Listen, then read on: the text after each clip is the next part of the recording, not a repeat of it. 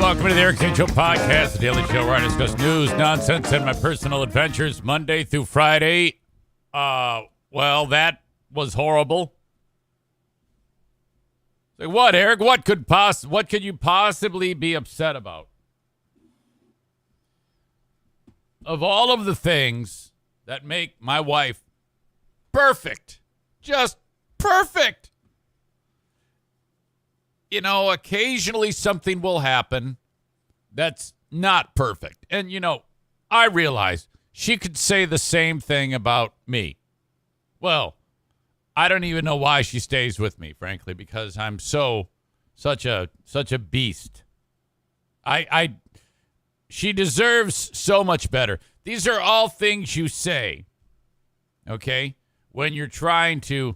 Now, I don't really believe any of those things, but you say them anyway. You say them, and then they get thrown out there, and then people go, oh, yeah, you know, I mean, she's great. And then you oftentimes make those comments, well, you know, I really outkicked the coverage. I really didn't. I could have. I kicked the ball appropriately.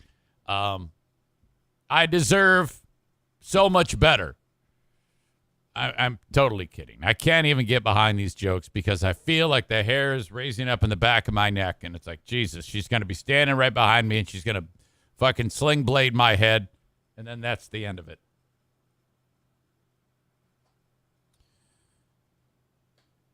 I was using the carpet cleaner in this room. That's right. I cleaned this studio, which is a miracle. I feel so happy with this. It doesn't look any different than what you saw it, because when you see the show, everything that's a disaster is out of camera view. But believe me, it was bad. So I actually am using the carpet extractor and cleaning the carpet, and the recovery water is black. I'm cleaning the couches. I got covers on them right now. I'm like using the little wand thing and cleaning the couches, and it smells all sanitized and awesome. I'm taking the recovery tank into the bathroom to dump it out. And I opened the door, and Diana has this horrible habit of not turning the fan on. Oh, my God. And the intensity at what hit my face, I'm like, come on. And immediately I'm like, oh, God. And she's standing at the toilet, and I go, why can't we just turn the fan on? I mean, there's several things you do wrong. First of all, you don't have the fan on. Second of all, when whatever is causing this malfeasance, this stench, it's you just sit on it. You don't courtesy flush. How can you not courtesy flush? That is one of the most horrible things about human beings, that they have something where as awful as used food flying out of their body, it doesn't really make the owner of the used food sick.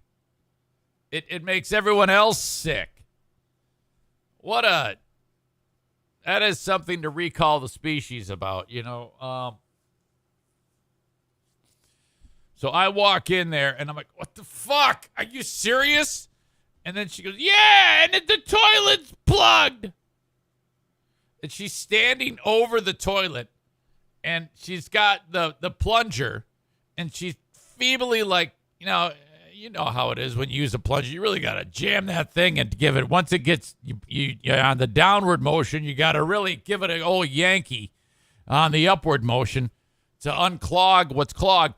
And of course, she's clogged the toilet with what she has dumped, and it's in the air. It's in my nose. Josh says she didn't use her hand, did she? I think, wasn't there a story where, I mean, I know I did plunger hand. That's a legendary story back in the day. She, I think, didn't she do plunger hand one time?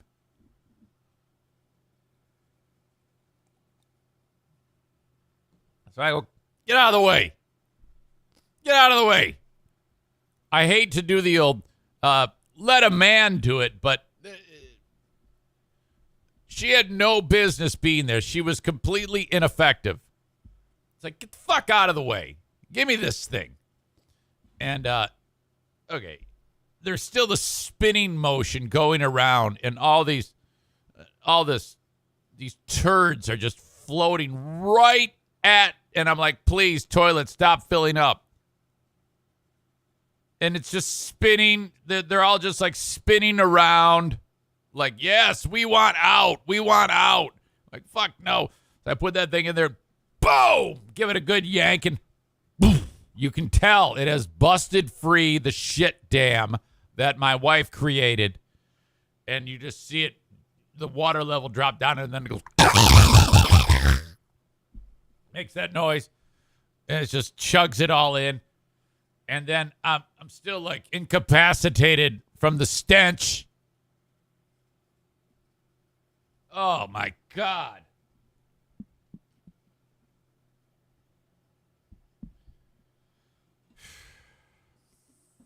Why? Why can't?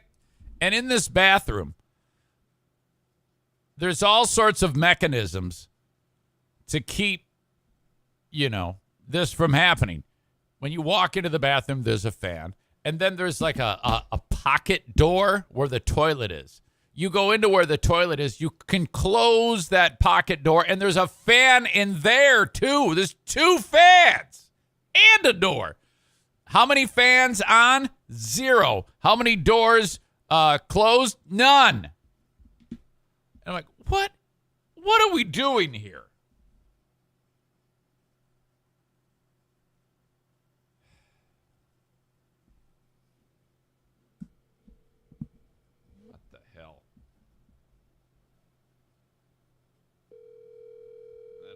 Mic's working the way it should.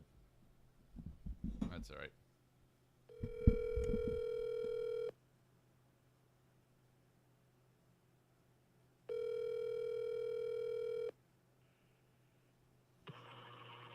Hello. Oh, she's probably taking another one. I can promise you. The sisters, Maureen and Linda, I guess this happened at your residence. Linda just ratted out Maureen. Oh, my God. Maureen says, how about some air freshener in the bathroom? Not necessary. Not necessary. You have everything in your toolbox. You don't even need that. Because I think the biggest problem here, I mean, it's terrible that the fan's not on, but people do realize that there is if you would just put up the very minimum effort as the biological process is happening of elimination of waste, and as awful as that is, the short distance between your ass and the water, there is probably 8 inches of air.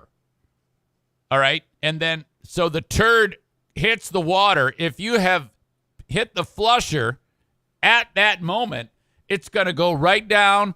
Very little disturbance to the air if you just put together a small amount of effort. My God. But no, I'd rather just sit in my stink and let it swell onto my body. I don't understand why people don't do a courtesy flush. It's absolutely hideous to me. Holy crap. Amanda says, we have to do a courtesy flush at work because there is no fan. And that's the thing. The courtesy flush is so effective. You can get away with anything with the courtesy flush because you're only polluting a small amount of air. Okay. Does the NFK do courtesy flushes? Of course not. No, that does not factor in at all. You cannot. That's asking way too much, which, as I've detailed with you, he has abandoned the, because we started finding poo-poo in places that weren't the toilet, like on beds from him. And I had the long talk and I said, hey, buddy, there's for some reason, feces streaks winding up on bed sheets. What is happening? Well, it's because I don't wear underwear. No, it's not because you don't wear underwear. It's because, there's shit on your asshole, and then your asshole touches spots. Yeah, I don't have giant streaks of shit on my underwear, for God's sake, unless I intentionally put it there. And, okay, great. Here, I have these wipes for you. He hasn't used a one. We use them now to wipe the dogs' asses if they have something there. It's like you can lead a horse to water, and this is absolutely true. I mean, when it comes to, all right, I had the revelation that the reason why he doesn't take a shower is because he can't. So I help him with that. But I know he can brush his teeth. I know he can. And so, I said, you got to start brushing these teeth. Does he brush those teeth? No. What's going on there? What is preventing you?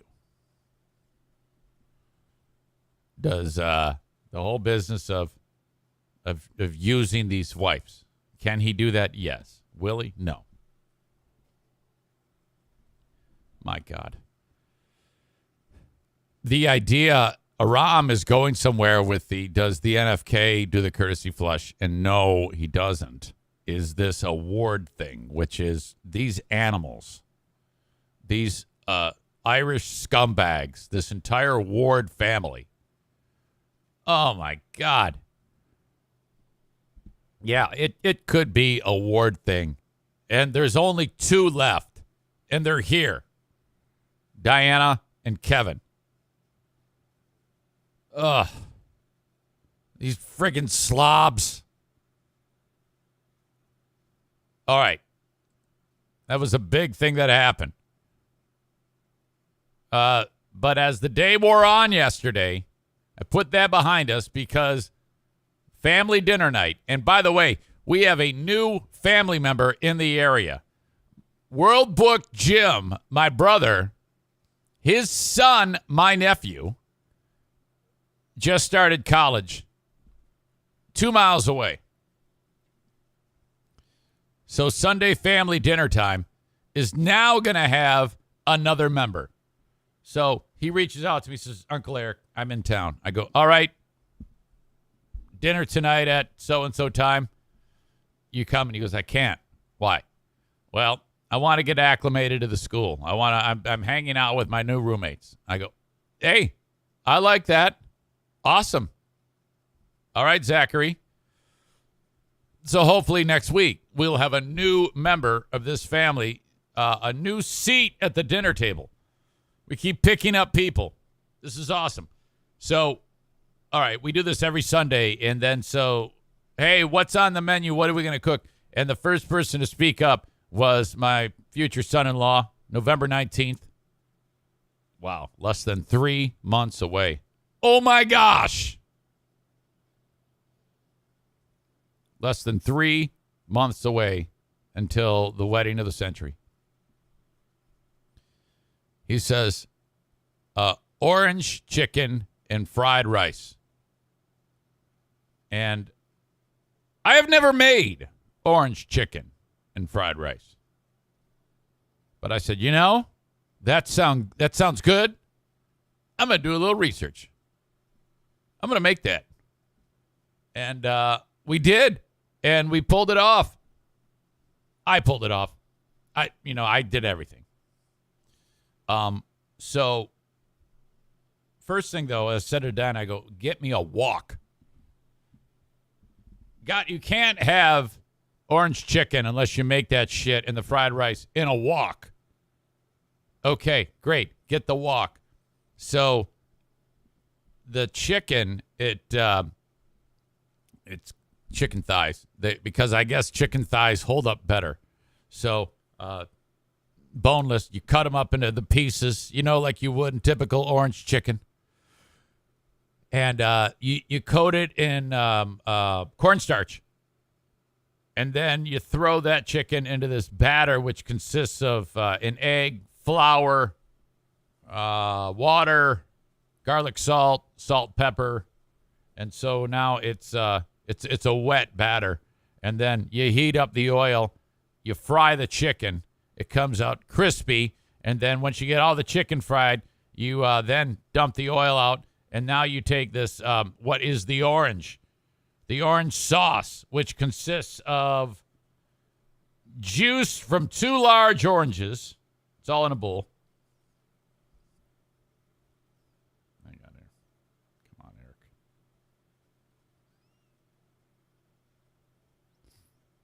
Juice from 2 large oranges. The zest, you take like one of the oranges and you drag it onto a cheese grater. You put that in there. Sugar, soy sauce, garlic, ginger, and rice vinegar. Mix it all up, and then you put that into the wok, and then you heat it up, and then you add some cornstarch with water blended to it's going to like thicken it, And then you put the chicken in, and you just coat it, and then it's perfect. Oh, my God, orange chicken. It's so awesome. I'll include it in the links. You can make it. And then the rice. I've had the rice. I made the rice ahead of time. Bummer. The thing about rice is you can fuck it up. And, if you don't know exactly, there's just different variables that can screw it up. And I think the size of my pot was too much. And mine was a little sticky. My rice was a little sticky. It's like, fuck. I used it anyway. Throw it in the wok. Well, actually, you cook the garlic and the onions first in the oil. You add the rice. It starts to brown. You've already added the peas and carrots. You cook them all up. They're starting to thaw. They're frozen. And then you brown that rice. Then you make like a little nest, and you drop a couple eggs in there. Scramble them in the little nest, and you mix it all in with the rice. Then you pour some sesame oil mixed with a little soy sauce. That's the brownie, the brown color on it, and the flavor. And then boom, add some yum sauce. Problem.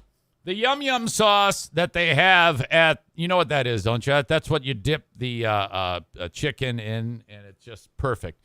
The stuff that they have at the store is not the same that they have at the Japanese steakhouse for some reason. And it's like, how can you fuck that up? The stuff at the Japanese steakhouse is so good. You don't want to eat the food. You just want to take the yum sauce and just eat yum sauce. But the stuff that they have at the store is shit. It's not the same. And so it's kind of a bummer, but whatever. All right. So this was a huge success. Could have been better, especially the rice, but I'm going to chalk it up as a win. So add that I can make Chinese food now. Really happy with that. I got to do it again. I want to do the General Tso's or the sweet and sour chicken too. I can do that.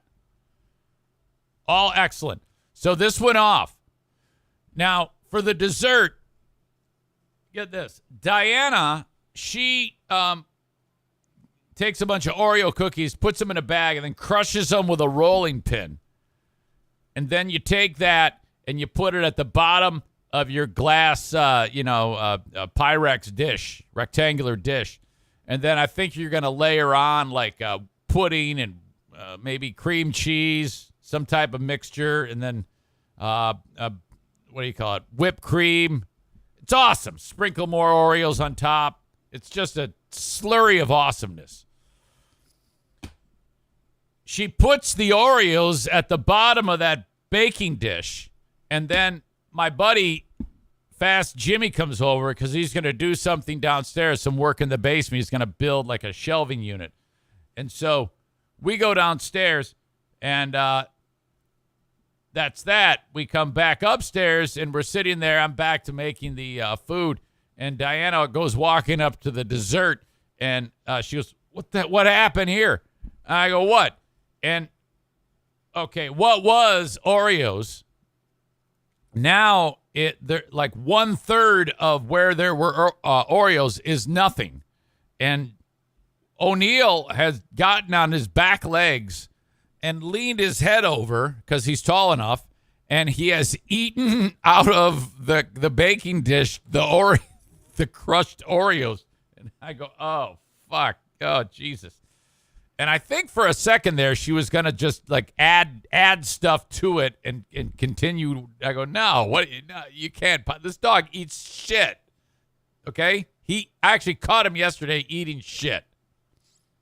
No, get rid of all of that. Throw it all out. In fact, throw the plate in the garbage. The baking dish. Start all over. Oh, my God. But she did. She got it all worked out. All right. O'Neill had a snack. What a jackass. Jesus. So, okay. Off and running. What a fantastic weekend. I hope you all had a good one as well. Sarah says, rinse the rice. Oh. I didn't know that. Maybe that's something I needed to do. She says, ask the dude that cooked for the Mardi Gras, or for Maddie's graduation party. You're right. Gene. I could ask him. He probably has some tips. Drew says, make the rice the day before and refrigerate.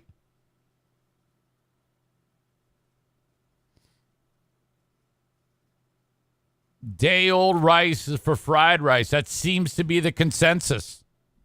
All right. I'll take your word for it. Okay. So for you folks on Facebook, Twitter, and YouTube, that's it. I'm kicking you out. Enough of you.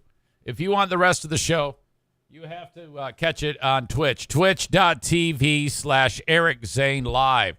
Some folks like it live. They like watching the show live, and that's cool. If you want it uninterrupted, it's on Twitch. It's just a superior platform. That's why I do that. Twitch.tv/Eric Zane Live.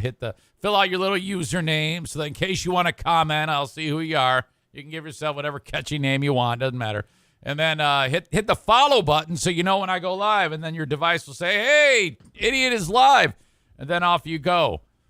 All right, so there's that. And if you want, you can subscribe with your Amazon Prime account. It's right there at twitch.tv/Eric Zane Live where you can do that.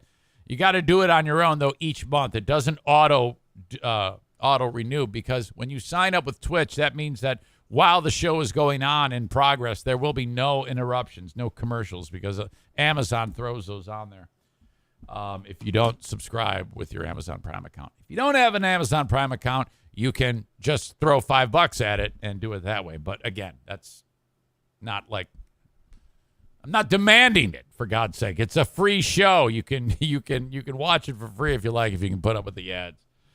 Okay. So for all of you that are enjoying the show that way, Twitter, Facebook, and YouTube, I say goodbye.